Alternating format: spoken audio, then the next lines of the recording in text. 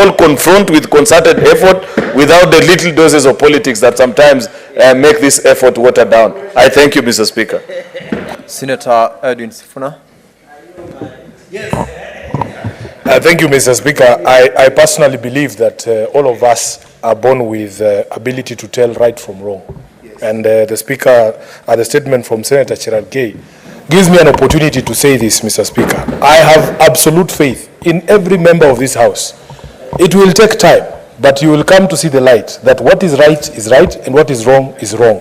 It doesn't matter who is the victim of a police brutality. It is wrong because Kenyans envisaged a service moving away from a force. And what has happened in the past, Mr. Speaker, we don't begrudge anyone on the majority side. We understand why you have to do what you do all the time. When you see police bludgeoning us in the streets, we understand why you need to celebrate. But the good thing is that in the fullness of time, I can see the light is shining all the way on the majority side, is starting on this side. Senator Mkakataa was the first to see the light. Senator Khalwale these days is very reasonable. I can see now my brother Cherargei, soon it will get to Karen and the majority leader. Because the problem we have, Mr.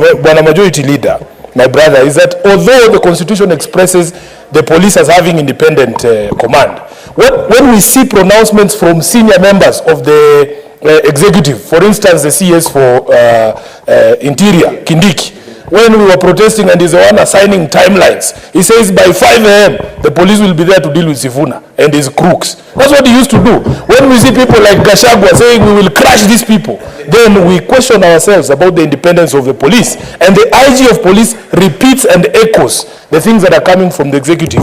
Then that line between the police and the executive becomes blurred. We will condemn every single incident where police are abusing their power. I am not in the habit, by the way, of laughing at people who used to laugh at me.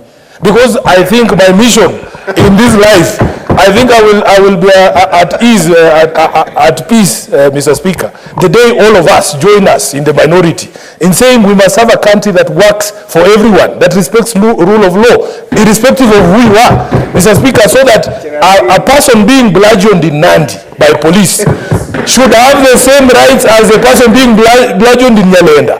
And we should all come out and condemn it and say this is not the service we wanted.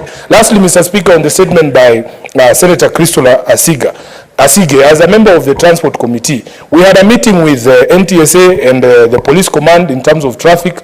And Mr. Speaker, they assured us that Kenyans can rest easy this Christmas season. In my other life, they called me the Minister for Enjoyment, Waziri wa Sherehe in Kiswahili. Mr. Speaker, we don't want this harassment we see on the roads, especially during the festive seasons. And we were looking at the data that they presented to us. Just 1 minute, please. The data that was presented to us, Mr. Speaker, it does not support some of the efforts we see in terms of what causes road accidents. Senator Sifuna, your time is up. Senator Veronica, lastly, as we close on this chapter.